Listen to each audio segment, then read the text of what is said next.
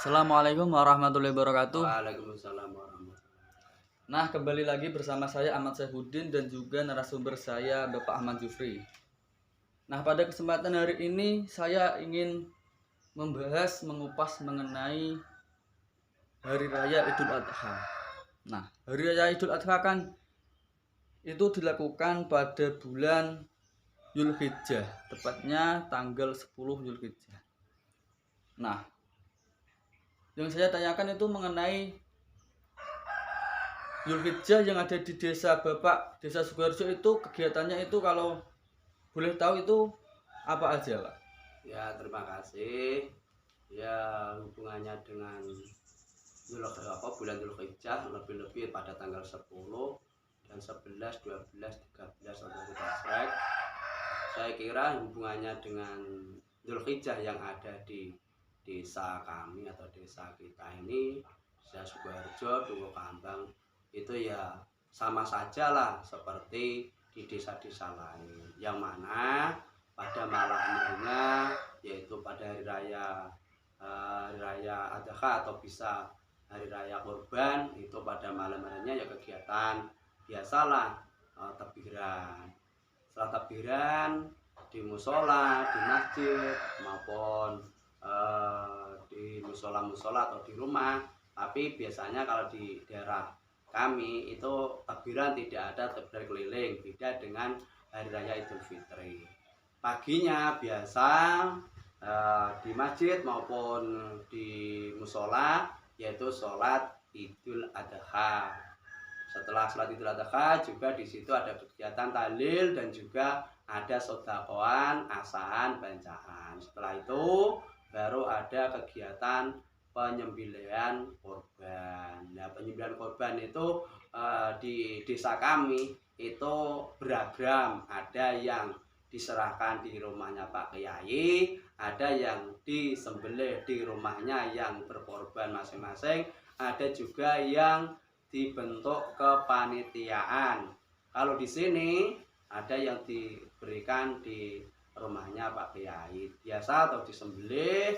Setelah disembelih juga nanti dagingnya dibagikan fakir miskin atau yang berhak menerima korban. Juga yang berkorban juga diberi, kalau korbannya tidak korban nadar juga diberi.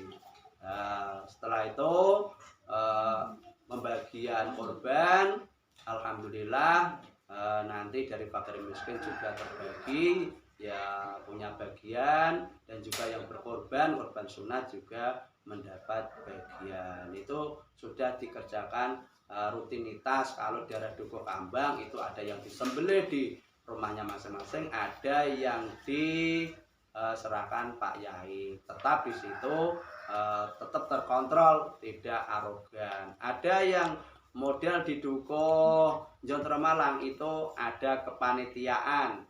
Jadi yang menyembelih korban ada panitianya. Biasanya ada sapi 2 atau 3, juga ada kambing yang jumlahnya melebihi puluhan. Itu dibentuk kepanitiaan juga. Jadi di sini tuh kegiatan Idul Adha atau hari raya korban seperti daerah-daerah lain ya sama, cuma kegiatannya dalam penyembelihan beragam. Itu tadi ada yang disembelih di rumahnya dan ada yang diserahkan Pak Yai, ada juga penelitian. Kebetulan saya memang aktivitas saya ya, di Desa Sukoharjo sebagai pembantu kaorkestra atau mungkin saya memang banyak yang menyembelih di entah di rumahnya masing-masing, entah di rumahnya Pak Yai, entah juga kepanitiaan. Itu sedikit mengenai korban. Terima kasih. Nah, untuk mengenai Idul Adha ya, Pak, kan itu kalau boleh tahu itu awal adanya Idul Adha atau Hari Raya Kurban itu diperingati di Desa Sukoharjo itu gimana sebenarnya?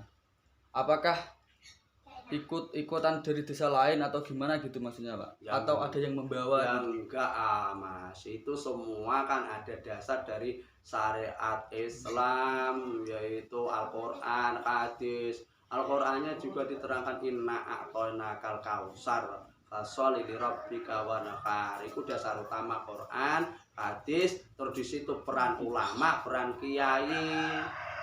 Akhirnya peran kiai sama peran ulama menyampaikan, mengaji di mana-mana. Akhirnya mayoritas karena di daerah kami itu adalah mayoritas Islam dan banyak ulama, para asatid, ustadzat, kiai. Akhirnya ya tahu banyak masalah korban mas, orang enggak ikut-ikutan atau enggak ikut sama daerah lain, enggak. Itu memang ya dasar Al-Quran, Al-Hadis, dan juga alhamdulillah di daerah kami itu Sukoharjo mayoritas Islam. Akhirnya dengan tersentuhnya para ulama, para kiai, akhirnya agenia dan orang-orang sekarang banyak yang sadar diri yang hubungannya dengan kesunahan korban. Nah, gitu. Nah, yang saya ketahui kan di desa Sukoharjo itu agamanya tidak Islam saja. Ada yang beragama Islam. Contohnya contohnya di desa Ngulaan tadi Bapak sebutkan kan ada sebuah bangunan gereja. Nah, menanggapi hal itu, apakah ada rasa iri atau rasa pertengkaran dari masing-masing agama? Soalnya kan kalau hari raya Idul Adha kan ramai. Nah, itu apakah menimbulkan rasa iri dari agama Kristen? Tidak, itu kan di desa kami Sukoharjo kan mayoritas Islam. Hanya Kristennya itu hanya sedikit, yang banyak itu pendatang.